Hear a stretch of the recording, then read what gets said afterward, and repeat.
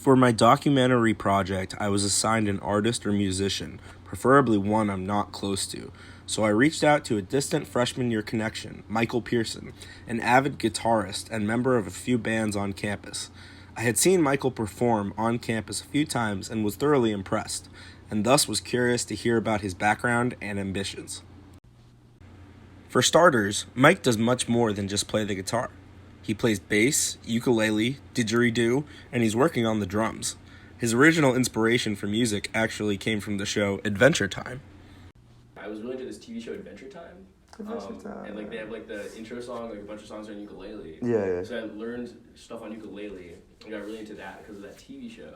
And then I was like, oh, this is like a tiny guitar, and I had a guitar. So then I like taught myself. Armed with said tiny guitar and his own inspiration, Mike began trying to create his own music. He sings, too, but for a while he had other people perform his lyrics because his voice was, as his best friend in high school put it, so bad. He worked hard to improve his singing and now has the talent and confidence to pull it off. Mike is inspired by a wide variety of artists, Mac DeMarco being the one he aligns himself with the most.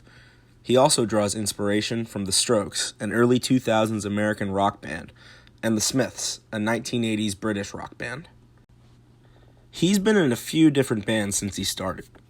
In high school, Mike performed with his friends in a band they called Crumble, named jokingly after their dean of students, Midge Kimball.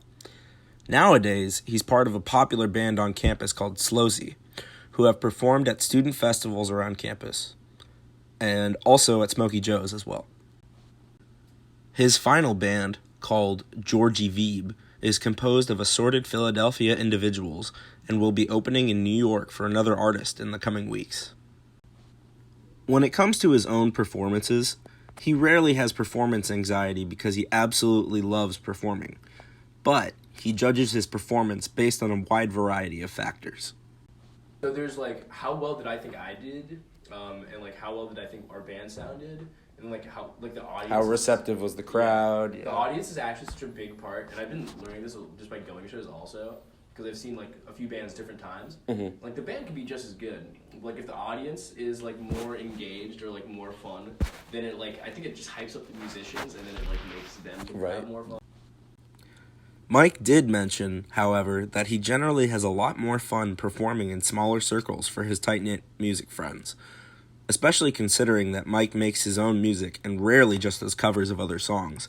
It takes a good bit of courage to perform them in front of random audiences. Having smaller performances for friends generally helps. When it comes to his creative process, though, he prefers to have inspiration come naturally rather than from trying to force ideas. There are a few different approaches I have, depending on where I am in life. I think my most common one is I will like sit down and be messing around, and then something will just kind of come out. I think when I try to force it, it usually doesn't go well. Right. Yeah. But I usually start with guitar.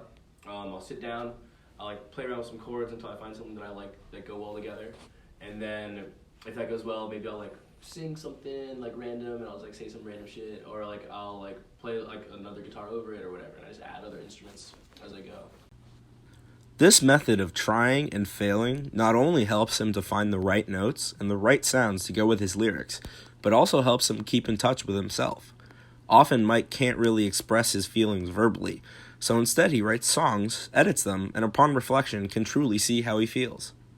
I guess what I like the most is corny, but probably like just like how it helps me express things and like whatever. Your personality, you know. Puts me way more in touch with myself. Yeah. Because like I'll like write a song, and then I'll like, because I'm not really actively engaged with how I write words. So I'll write a song and then I'll hear it later, or I'll read it like what I wrote down. And you're like, well, that's cool. It's me. That's how I feel. Yeah. I have no fucking clue. Mike is one of very few artists I know this day and age that consistently produces his own music. His band is full in on performing his pieces, but his current personal favorite is a song he wrote called Late at Night. I think it's because it changes speeds, pops around a lot, and then like there's like this guitar solo at the end that like my guitarist does, and when we play it together, everyone is just like so excited, and it's just like it really like it's a lot of fun. I asked Mike about his possible interest in collaborating with other musicians and artists, but he notes that he generally had a lot of difficulty collaborating with other people simply because he writes his own music.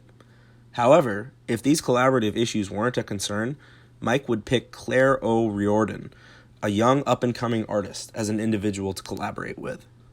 She's like not really well known, but she just has like the most angelic voice, and she's like really chill and like our age, and I would like Love to perform with her. Perform with her, or collab with her, or Fair enough. Take her on a date, whatever. All of the above. All of the above. Overall, I've been very impressed with Mike's dedication to his music and his voice since I met him freshman year.